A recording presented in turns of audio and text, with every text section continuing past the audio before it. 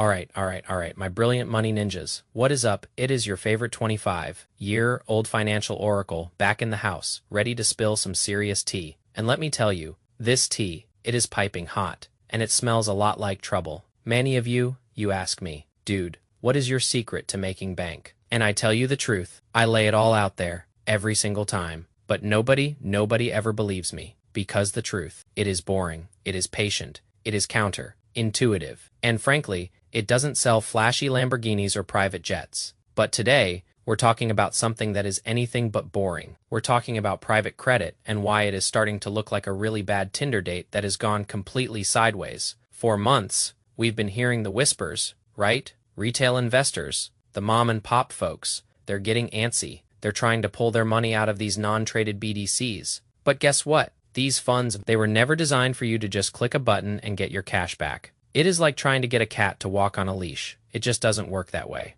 And now the plot thickens. We've got a new player in this drama, a single, massive institutional investor, a Swiss pension fund, mind you. They just pushed a private credit fund way past its redemption limits. And this is a game changer. Because when we talk about institutional money, we're not talking about some panicky retail investor who saw a TikTok about a market crash. We're talking about the big dogs, the ones with fancy suits, and even fancier spreadsheets, the ones who have entire teams dedicated to due diligence. So when a pension fund wants out, you better believe something is seriously wrong. It is not a stampede of the so-called little guys. It is not panic selling from thousands of individual accounts. No, my friends, it is a single, massive Swiss pension fund saying, "Yo, give me my money back." Think about it this way. The first phase of this whole mess, it was retail investors realizing that private credit wasn't as liquid as those slick marketing brochures made it out to be. They thought they could get their money whenever they wanted, like a savings account with a high yield, bliss their innocent hearts. But this next phase is different. Now, the institutions, the smart money, they're looking at the exact same market, and they're coming to the exact same conclusion. They want out too. And at the same time, because the financial world just loves to throw curveballs, and I mean major development is happening. Financial firms, the big players, they're starting to shy away from loans to software companies, to the point where some asset managers are actually marketing debt securities with a key selling point. Listen to this. Less software exposure. Let that sink in for a second. Less software exposure. That, my friends, that is how an asset class starts its long, painful journey towards becoming toxic waste. It is not an overnight explosion. It is not a sudden implosion. It is a slow, agonizing death, one avoidance strategy at a time. So today, we're going to peel back the layers of this escalating private credit drama, including the confirmation of this Swiss institution, this pension fund, forcing a private credit fund right to its limits with just one single loan withdrawal request. And then we have to ask the terrifying question, is software becoming the new subprime mortgages? Now, before you go all pitchforks and torches on me, I'm not saying it is an exact replica of 2008. There are huge differences. Of course, but in the grand scheme of things, in the way these bubbles turn into busts, in the behavioral changes, the psychological shifts, the transition process to toxic waste, is software the new subprime mortgage? And unfortunately, my friends, we're getting some initial evidence that is increasingly pointing in that direction, and it goes hand in hand with what we just talked about, Swiss pension funds and other big institutions. They're pulling out, they're heading for the hills. Think about the sheer irony of a Swiss pension fund, known for its stability and conservatism. Now entangled in this mess, it just shows you the global reach of private credit and how far-flung the consequences of this bust are going to be. Bloomberg, bless their data-driven hearts, reported that a large redemption request from this Swiss pension fund helped force a Vista private credit fund to limit withdrawals. And that detail, it is absolutely critical, because when people hear redemptions or withdrawals, they often, and quite understandably, imagine a tidal wave of retail investors. You know, the small fry running for the exits. Financial advisors are getting frantic calls. Wealth management clients are getting nervous. A broad rush from the exit from the little guys all over the spectrum. And yes, that has been part of the story, but a much smaller part. Non-traded private credit funds have been dealing with rising withdrawal requests for months. As we've been documenting and carefully cataloging, many of them have redemption caps, often around 5% per quarter, and a lot of them have had to enforce those limits. But the Vista situation, it adds a whole new wrinkle to this already wrinkled shirt. Here is the quote from Bloomberg that perfectly captures it. The withdrawal request from a single institution rather than legions of retail investors paints a very different picture than the redemption pressure that has engulfed the 1.8 trillion private credit market in recent months, as concerns mounted over loans to software companies threatened by artificial intelligence. Now, that is a very narrow concern, and it has become much broader than that. But it is a great starting point, and this point, it is a key one. A single institution, not legions of retail investors. And this is where the narrative really starts to shift. Or frankly, it should have already shifted, because this is just more confirmation. The defenders of private credit, they've tried to frame the redemption issue as a retail product problem. Their argument, it basically boils down to, oh, private credit itself is fine. It is just that some semi-liquid funds were sold to investors who didn't fully understand the liquidity mechanics and the liquidity terms. And sure, there is a grain of truth to that, maybe even a whole handful of grains, but if institutions, the big boys and girls, are also pulling their money out, and we're seeing that all over the place, not just here, then that explanation, it just doesn't hold the same amount of water. A pension fund. Think about it. A pension fund is not supposed to be emotional tourist money. It is supposed to be long-term capital, the kind of money that sits there patiently. For decades, it has consultants, it has rigorous due diligence processes,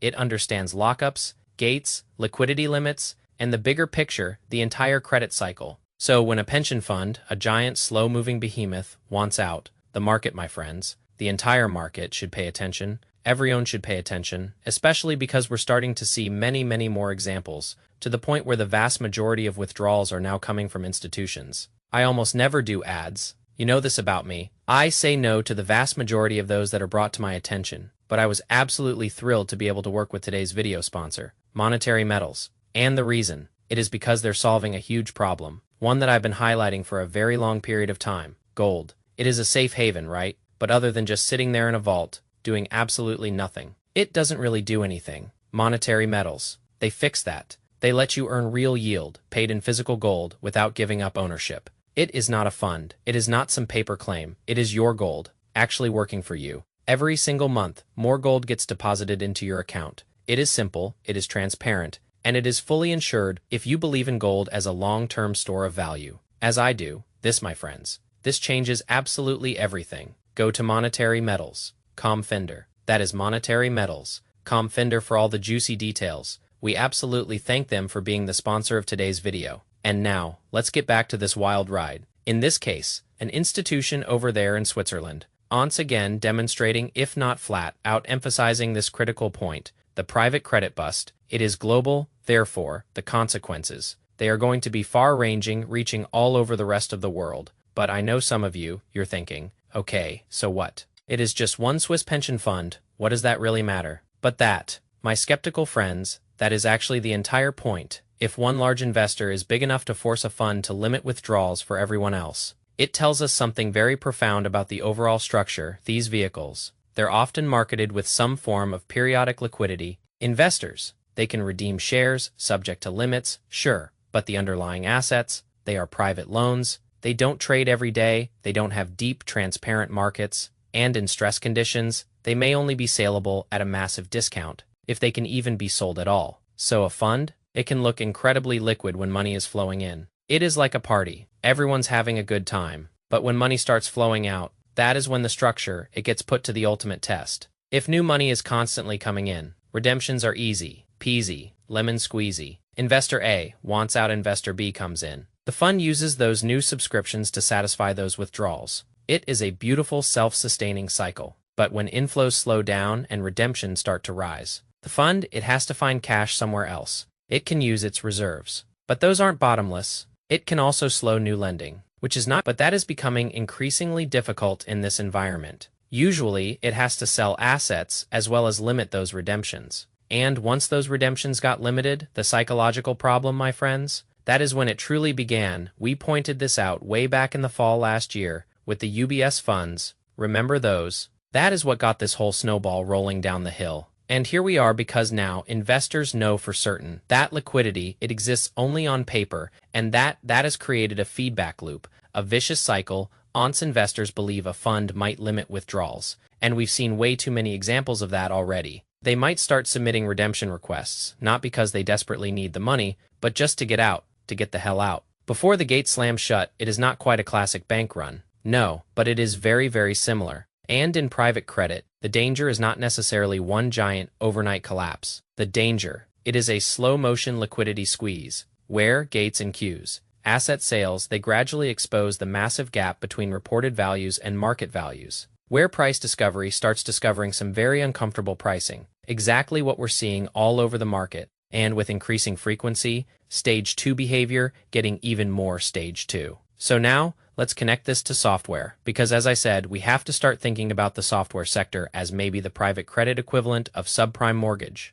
Now, subprime mortgages, they weren't the sole cause of the 2008 crisis, but in many ways, they were the spark that lit the fuse, and we're getting the distinct sense that the same thing is happening here, but with software. They are the spark that is leading us down the road toward that dreaded toxic waste status. For years, software companies, they were treated like royalty in private markets. They were the darlings, the golden children. The pitch. It was so simple, so alluring: recurring revenue, subscription contracts, high gross margins, strong customer retention, and scalable business models, the dream, right? Private equity firms. They bought these software companies at higher and higher valuations, chasing that growth. Private credit lenders, they eagerly financed those deals. Everybody loved the story because these companies, they look stable, asset-light, and incredibly predictable. But there was a problem, a huge gaping problem. A lot of these businesses, they were priced and financed for a world that simply did not exist. A world where growth would continue unchallenged forever. Valuations would stay perpetually high, refinancing would remain readily available, and software margins would remain protected. Then, the recovery. It really failed to take off. Growth slowed at best, and at worst, it just forgot how to grow. And now, artificial intelligence, our shiny new toy, is raising a much bigger question, a terrifying question. What if some of these software companies aren't quite as durable as investors had so naively assumed? AI, it threatens parts of the software market in two distinct ways. First, it can reduce the value of existing products by making it easier and cheaper to build alternatives. Think about it, why pay for an expensive software suite when AI can do it for a fraction of the cost? And second, it can pressure. If customers believe that AI tools can replace their expensive software subscriptions, then that revenue that once looked so deliciously recurring, it may not be as sticky as advertised. And that, my friends, that matters enormously for those who lent the loans for private credit, because lenders, they underwrote many of those loans based on these very recurring revenue and profit assumptions. And if those assumptions weaken, or God forbid, just disappear, leverage goes up,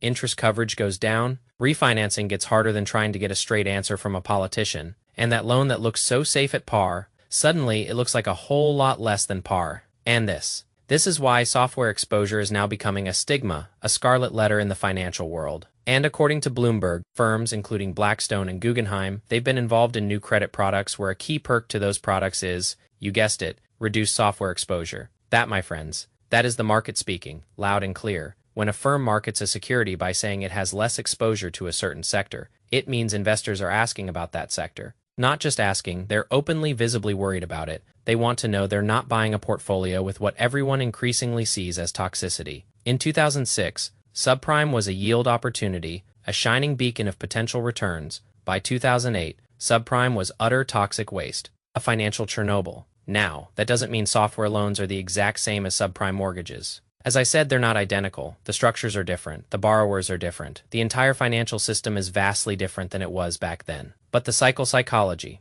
oh, that is very, very familiar. And that is the part to focus on, where the perception of toxic waste sticks first, and most obviously, an asset class that goes from popular to questioned to avoided, and then outright toxic. And software loans, they appear to be running down the path toward that toxic waste status. And if they get there, my friends, that is when you start talking about contagion. First of all, within the private credit space itself, and then further into stage 3, maybe not just inside of private credit, but spilling over outside too. And this may be the most important signal in the entire story. Not defaults, not downgrades, not a single redemption. The signals that firms are now trying to raise money by saying, this portfolio has less of the thing everyone is afraid of. That, my friends, that tells you the market has seriously, fundamentally changed. During the boom, software exposure was a badge of quality, a mark of prestige. It meant growth and recurring revenue, not to mention probably a private equity sponsorship. It meant the borrower was part of the modern economy, a forward-thinking, innovative company.